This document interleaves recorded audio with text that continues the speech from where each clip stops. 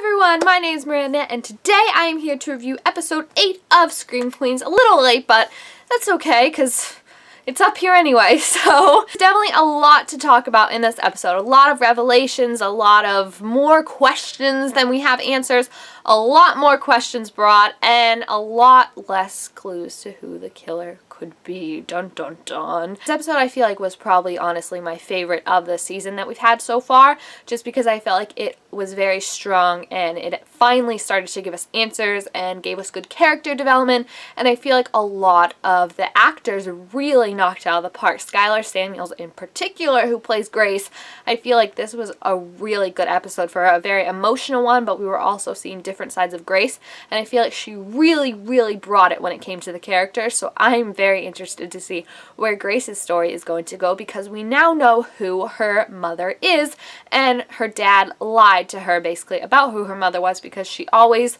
assumed that her mother was this really caring, really sweet person who died in a fire. Since coming to Kappa, she's kind of almost thought that maybe her mother was the one who gave birth to the baby in the bathtub, and that she is the baby in the bathtub, but Dean Munch is able to tell her that her mother is not the woman who gave birth to the baby, and she's not the baby in the bathtub, and Chanel is actually the one that tells her who her mother really is, and her mother is a major D-bag, because her mom is actually the one who was in Kappa when the girl gave birth to the baby. She was the one that was like, I can't believe you would do this, how could you, we need to go listen to Waterfalls. That was her mother. Her mother was a very awful person, and her dad actually had to sue to get custody of Grace so he could take care of her, and then her mother ended up dying somehow. I don't even remember if it was like a car accident or she was drinking or something like that, but it wasn't in a fire. Her dad just lied and said there was a fire, and I feel like this is definitely going to be a new signal in Grace's character, because you saw kind of how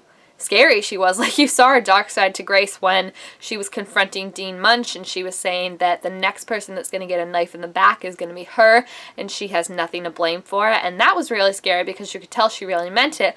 But then the scene at the end with her dad where she was like, I am my mother's daughter, you better stay away from me, or something like that, I was like, this is very terrifying. I don't think she's the killer unless they're gonna do something stupid and have her have like multiple personalities or something like that. I just think she's really PO'd right now, and she's really unsure of who she can trust right now, and because of that she's taking it out as anger, and I think she is completely justified in telling her father to stay away from her, because he's basically lied to her whole life about this to protect her, yes, but I mean, the girl's 18, it's kind of time to tell her. And also everything with Gigi now, Gigi and Grace have kind of come to a head where they confronted each other, where Grace knows that Gigi spent time in the mental hospital and basically knows that she's the woman that took care of the baby, and Gigi knows that Grace knows this, but Gigi has Grace's dad in her pocket and managed to get engaged to him somehow. So Grace, I feel like, is very on her own right now. She really only has Pete, and even Pete we're not completely sure if we can trust or not so far. So I feel like it's a very cool change in Grace, because I really loved it. Like, when she was like, stay away from me, I am my mother's daughter, I was like, whoa, Grace, this is amazing. Like, I have never been more in love with a character than when she said that, which is weird because like they want us to think she's the killer, but the more she tries to act like the killer, the more I'm just like, aw, do you need a hug? You okay? The other interesting development of the night was that we know Gigi has it out for Dean Munch. She's tried to frame her for murder, and when that didn't work because of Grace, she is now just trying to murder her, you know, going straight through it. And Gigi and the two other Red Devils, who we still don't know, one's Boone, but we don't know who the other one is, they showed up at Dean Munch's apartment and basically tried to kill her, but she managed to take 3-on-1 because she took like some type of karate, muja, something kind of lesson, so she was able to kick the crap out of them. And I've always been very vocal about how much I love that like the girls on the show don't take crap. Like, it's the boys who get beat around and kind of sussed up and get their arms chopped off, but the girls, when they get attacked, they fight back, and they fight back hard, and I really love that, because I think it's like kind of playing on the gender stereotypes that we usually see in horror movies, where the boys are usually the ones that are like, let's go rough everyone up, and the girls just kind of stand there and scream. Where now in Scream Queens, it's actually the girls who are like, let's fight, and it's the boys who are screaming and running for terror, and I think that's an awesome shift just to see it, and also to see Jamie Lee Curtis kick the crap out of 3 guys dressed up in masks. That's something, sign me up any day for that. Like, that was amazing. And then lastly, we finally saw the return of Nick Jonas as Boone, and he has a fake beard, and he was at the gym. He's in hiding right now because obviously everyone thinks he's dead. But the previews show that everyone else is going to find out he's alive soon, and I'm guessing they're going to be none too happy and pretty suspicious about that. But the interesting thing is we saw Gigi have a conversation in an earlier episode, I believe it was episode 6, where she said that someone was getting carried away. One of the people she was in cahoots with was getting carried away after kidnapping Zayday and letting her get away. And I always assumed it was Boone. I don't know why, because he's gay, so it's not like he would like Zayday, but I just assumed it was Boone.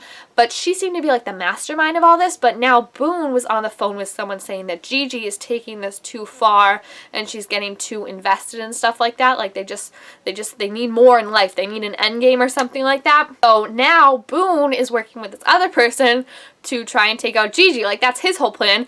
And if this person on the other line happens to be the same person that Gigi is talking to, I'm thinking that this is the mastermind, because he's kind of like, he or she is kind of pitting Gigi and Boone against each other, like they're already trying to take the other one out. I feel like it's cliche, but the Pretty Little Liars song, two can keep a secret if one of them is dead. Like, if they're gonna reach their end goal with this, I feel like whoever masterminded it is gonna try and kill Gigi and Boone. And the best way to kill them without getting your hands dirty is to have them kill each other, isn't it? So I'm really, really excited. I feel like we got a ton of revelations, and Gigi is just, honestly, I'm ready to punch that girl in the face, because now she wants to have Grace locked away in a mental institution, and if Grace's dad does that, I am so done with him. So it's clear that Gigi is not too fond of Grace, especially now that Grace knows her secret, and what's the best way to discount Grace?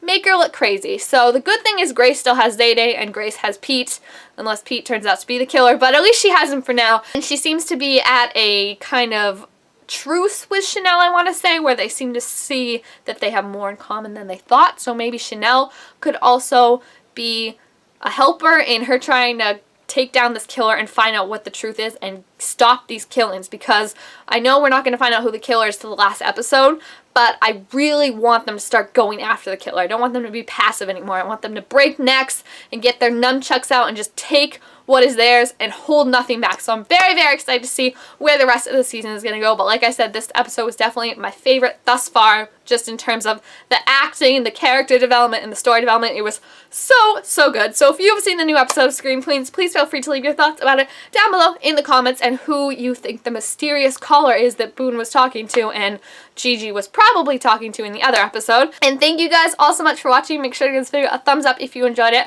and subscribe to my channel down below to be told when I make all sorts of new videos. I will see you next time. Bye!